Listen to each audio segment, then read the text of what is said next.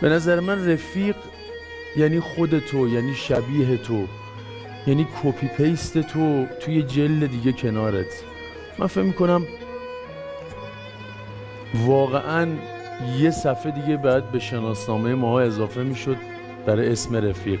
رفیق کسیه که به قول تو انتخاب خودته و باید عین تو باشه، باید شبیه تو باشه. اگه تو گریه میکنی باید پا به پات گریه کنه، اگه میخندین با هم بخندین. رفاقت تنها رابطه ایه که غرور نباید داشته باشه.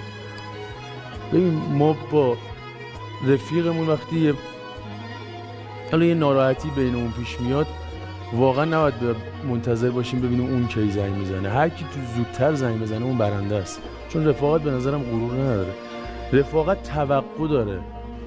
من توقع دارم وقتی رفیقم سیره من گشنم اون با من بیاد بریم کف خیابون ساندویچ کثیف بخوریم.